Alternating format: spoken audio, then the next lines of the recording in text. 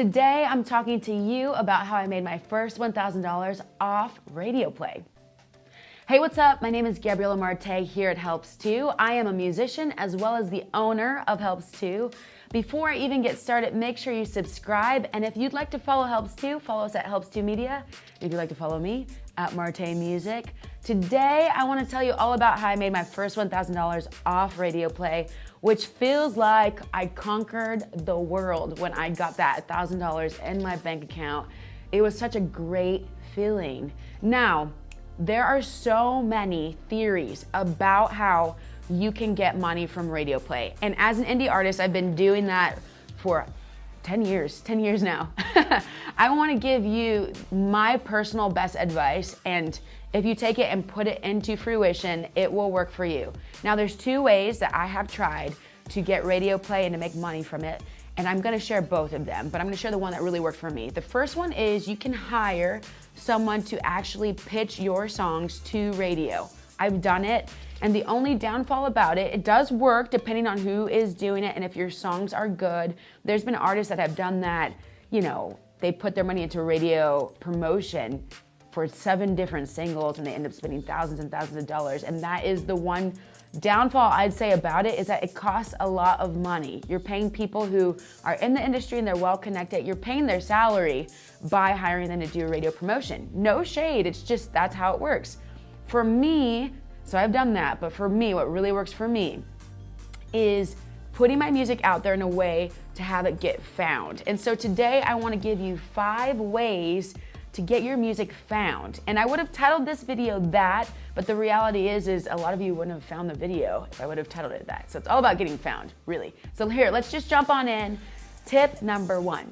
First of all, I want you to just consider your music, right? Is it good quality? Radio play, there's a certain standard of how your music sounds. So if you're not even sure about that, ask someone who mixes and masters music and say, hey, is this radio ready? And they will know exactly what you're talking about, because you cannot get radio play without good quality music. Point number 2, use social media consistently. All right, so I get this a lot. People are like, Martay, Gabriella Martay, how do I do that? Okay, so if you're new to social media, which a lot of you, I feel like you're not if you're watching this, but if you're new to social media and you really don't have a presence, I wanna just encourage you to start on one platform, and then after that, get used to multiple platforms. For me personally, what I did is I used, and still do this actually, I use YouTube, Instagram, and Facebook as my main platforms. I do use other ones, but those are my main. And Instagram is my primary one that I put all the fire in.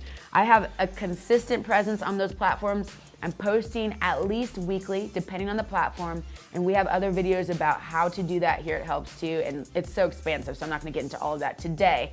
But I would say choose one, go hard with it, be consistent. For me, it's Instagram, so when I'm on Instagram, I am using hashtags, I am putting up relevant content, I'm actually being social and responding to people who follow me, following other people, following other artists, and that gets into my third point.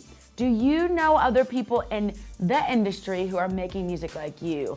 I know that sounds really strange and off the wall, but even on social media, if you're following those people, they're going to follow you back. And all of a sudden you're in this community, people are asking you to collab, and you're getting found because you are working with people who do exactly what you're doing. And some of them might be more highly esteemed than you at that moment, and it might really, really help you to get to where you're going. So think about that.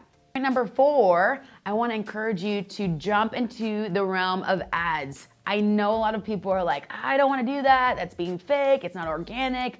I only want to do it if it's free. Well, I'm here to tell you that ads have been one of the most lucrative ways, and I hate to say lucrative because I'm not in music just for the money. I'm in music for people first. And so I want to just make that clear. But if you want to get your music found and you want to be able to sustain it so that you can keep doing it, that's my primary drive behind making money, is being able to sustain my craft. And so ads are great. I run Instagram ads, I run Facebook ads, and we are coming out with other videos on that. And I want you to just stay tuned. So make sure you subscribe, because we're coming out with a video next all about how to do Instagram ads. So ads, guys, ads, period. That's it. And then point number 5, make sure your music is on Spotify and iTunes.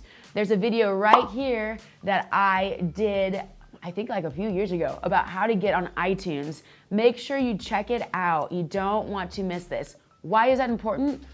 I've had people fight me on this, different music artists, whatever. I want to just say Spotify and iTunes are search engines. So when you're on Spotify and you're on iTunes, people are on there looking for new music constantly. Spotify has been super gracious to me as an indie artist. My music has gotten found. It's gotten thousands and hundreds of thousands of plays just because I uploaded to Spotify and someone put me on a playlist. It is such a cool way to get found. And when you are put on these playlists, people who are running radio stations, who are running internet radio, they are looking on Spotify, on iTunes for new artists. And you, if you're on there, you have the potential to get found. So you want to make sure you're on there. All right, that's it for my 5 points. Hey, if you want to know more, we just came out with a book here at Helps Too. Make sure you go get your copy. It's all about how to reach people with your craft, how to sustain your craft, and how to get past the mental barriers that a lot of us artists and creatives face when it comes to reaching people with what we're doing. It's called We Don't Need Another Marketing Book, and there is a link in the description of this video. Until next time, make sure you subscribe. My name is Gabriella Martay here at Helps Too. Take care, you guys.